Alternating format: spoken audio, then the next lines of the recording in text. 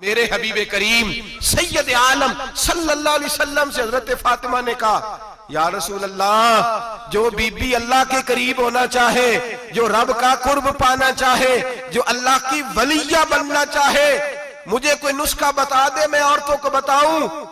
तो मेरे हबीब ने फरमाया, जो बीबी जितना घर के अंदर रहेगी, जितना घर के अंदर रहेगी, जितना घर के अंदर रहेगी, उतना ही वो अपने रब के करीब होती जाएगी, उतना ही अल्लाह का कुर्ब पाती जाएगी। और जितनी सज धज के बाहर निकलेगी, जितनी सवरेगी, उतनी वो अल्लाह से दूर होती जाएगी। जितने कदम उसके घर से दूर निकलेंगे, उतने ही कदम उसके अल्लाह के कुर्ब से दूर होते जाएंगे। उतने ही कदम, माएं तुम्हारी दुआएं कबूल होंगी, मेरी माओ तब कबूल होंगी जब तुम घर में रहोगी। बेटियों, रब करीम का कुर्ब उस वक्त नसीब होगा जब तुम घर के अंदर रहोगी। तो भाई, कीमती चीजों को गुलाब चढ़ते हैं। किसी ने कभी केमिस्ट्री गुलाब पे नहीं छुपाई, फिजिक्स नहीं छुपाई, कभी किसी शायर अदीब ने अपना लिखा हुआ शायरी का कलाम नहीं छुपाया। गुलाब जब भी चढ़ता है कुरान पाक पे चढ़ता है। मेरे भाई, करोड़ों और अरबों और खरबों का मकान बना के लोग उसको गुलाब नहीं चढ़ाते।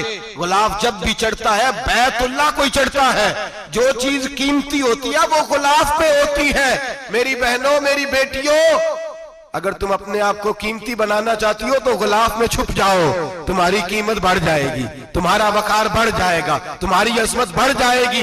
मेरे हबीब ने फरमाया, जितनी घर के अंदर रहोगी, दुनिया तो दुनिया रही, अल्लाह की नजर में तुम्हारी कीमत बढ़ जाएगी। मेरे नबी रहमत, नूर मुजस्सम, शफी मुअज्जम सल्लल्लाहु अलैहि वसल्लम ने फरमाया, जो बीबी बन संवर के बाजार जाए, मेरी तरफ देखें, आंखें खोल के देखें, ये हदीस आपने सुनानी है। इंशाल्लाह बोलिए, सुनाएंगे इंशाल्लाह ताला, बोल के इंशाल्लाह कहिए, आपको सवाब होगा। सुनाएंगे इंशाल्लाह। मेरे नबी करीम सल्लल्लाहु अलैहि वसल्लम ने फरमाया, जो औरत बन संवर के बाजार जाए, अब तो खैर बीबियां बुरका पहन के जाती, बुरके पे भी कढ़ाई की है, बुरके पे भी काम कराया, बुरके पे जो काम और नक्श निगारी हुई है वो 10,000 की है।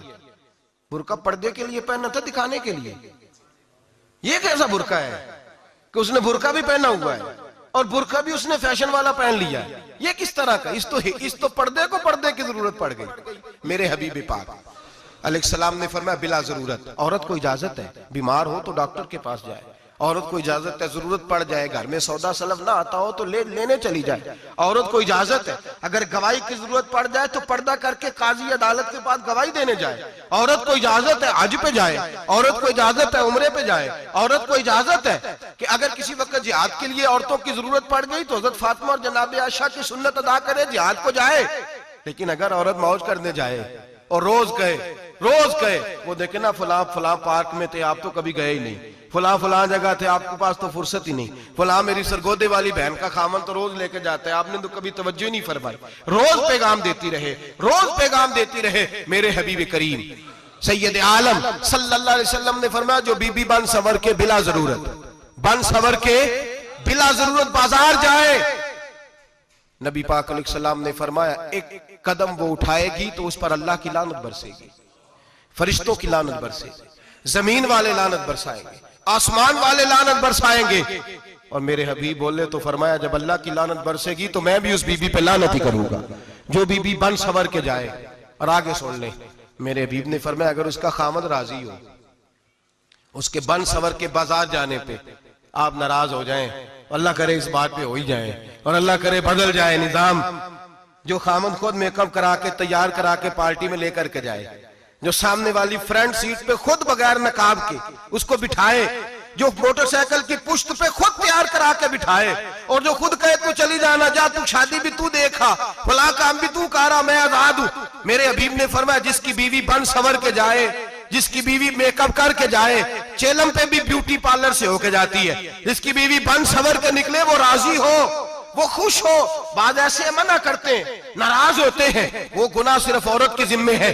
लेकिन अगर औरत बन संवर के निकल रही है और खामद राजी है, वो कहता है, हाँ हम मॉडर्न है, हम जदीद दौर के हैं, हाँ जिद्दत इसी का नाम है, हाँ तो लोगों को पता कैसे चलेगा हमारे पास पैसे हैं, कैसे पता चलेगा कि 3 गाड़ियां एक अब्बा जी के पास है, एक बेटी के पास है, एक बीवी के पास है, कैसे पता चलेगा कि हम बहुत ताल्लुकात वाले हैं, अब्बा जी फलां शादी पे, बेटी फलां घर में और बीवी फलां घर चली गई, हमारे ताल्लुकात ज्यादा है, इसलिए हमें ज्यादा जाना पड़ता है। मेरे हबीब करीम अलैहिस्सलाम ने फरमाया, औरत बन संवर के जाए, खामद राजी हो, वो जितने कदम उठाएगी उतने ही अपने खामद के लिए जहन्नम में मकान तामीर करेगी।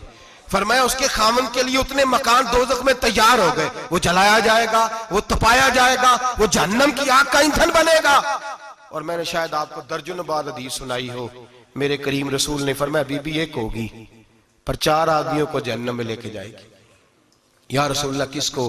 फरमाया बाप ने पर्दे का नहीं कहा तो बाप भी दोज़ख में जाएगा, अगर भाई ने पर्दे का नहीं कहा तो वो भी दोज़ख में जाएगा, शौहर ने पर्दा नहीं कराया तो वो भी जहन्नम में जाएगा। वो बेटा जो कहता था ना ना 1.25 लाख का मोबाइल लेना है, तो अम्मा ने घर के अंदर शोर डाल दिया, मजबूर किया, खामन को लेकर के दिया। उस बेटे से पूछा जाएगा तू सारी जिद्दें अम्मा से मनवाता था, ये तूने क्यों नहीं कहा पर्दा कर ले?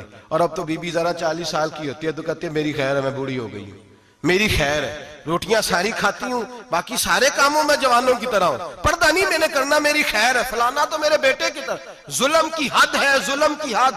कजन एक दूसरे से हाथ मिलाते, कजन, वो किस मुसीबत का नाम है?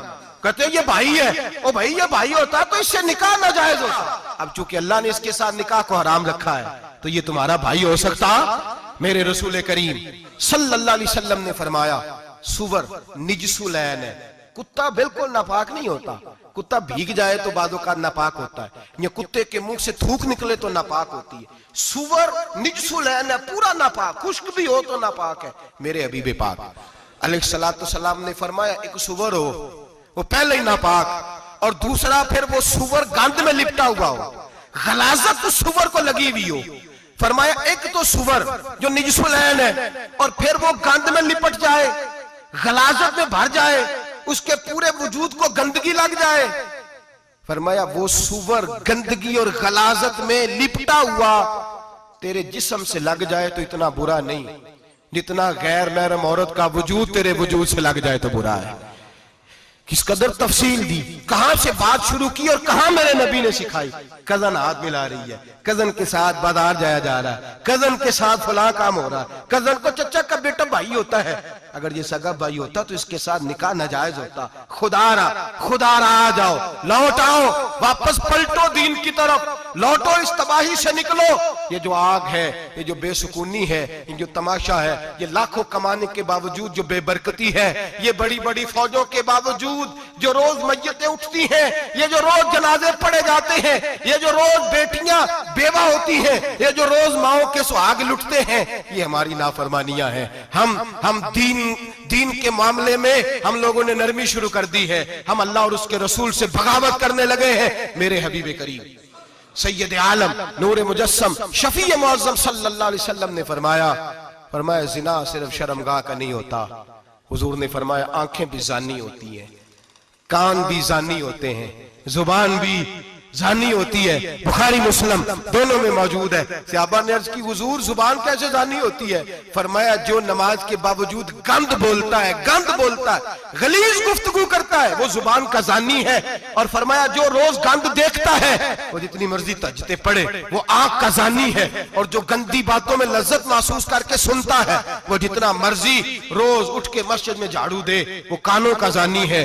मेरे नबी ने फरमाया आंख का जिना भी छोड़ दो, कान का जिना भी, बोलिए कान का जिना भी, जुबान का जिना भी।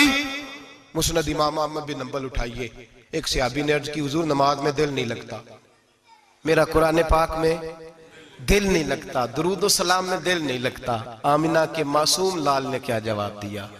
हुजूर ने फरमाया जा अपनी नजर जाके पाक कर ले, अल्लाह के नबी का वादा है तेरा सजदे में दिल लगने लग जाएगा। जा अपनी आंख को तहारत दे, वुजू करा, नजरों को पाक कर, अल्लाह के रसूल का वादा है तेरा कुरान पाक में दिल लगेगा।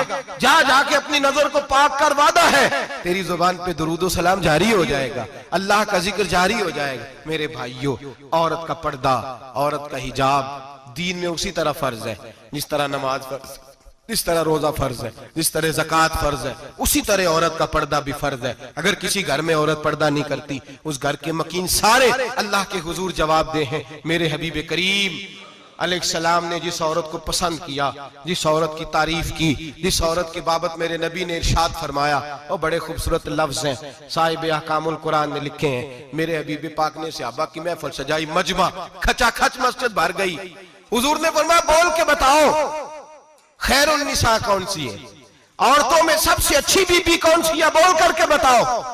हजरत सिद्दीक अकबर से लेकर मौला अली तक, हजरत अली से लेकर जनाब बिलाल तक, हजरत सलमान फारसी से लेकर अब्दुल्ला मुजनी तक भरा पड़ा है मजमा। हुजूर ने फरमाया बोलो सबसे अच्छी औरत, सबसे अच्छी औरत कौन होती है? एक सहाबी कहने लगे हुजूर जिसकी नमाज कज़ा न हुई हो।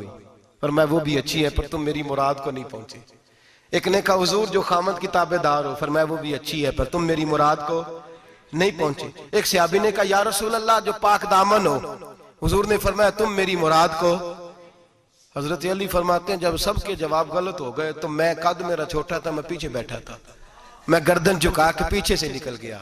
सैयदा तैयबा ताहिरा हजरत फातिमा ज़हरा रदी अल्लाह ताला फरमाते हैं बीबी साहब के पास पहुंचा। मैंने कहा फातिमा हुजूर ने सवाल किया है। तो हजरत फातिमा भी गोया मुस्कुरा के कहने लगी इल्म के शहर के दरवाजे तो आप ही हैं, तो आप यहां आ गए। कहा हुजूर ने सवाल किया है और मुझसे लेकर अबू बकर, उमर, उस्मान गनी तमाम को किसी को जवाब नहीं आया। हुजूर ने पूछा बेहतरीन औरत कौन होती है? बेहतरीन खैरुन निसा, बेहतरीन बीबी कौन होती है? तो हजरत सैयदा फातिमा कहने लगी अली बड़ी सादी सी बात थी, सादी सी बात थी, समझ नहीं आई।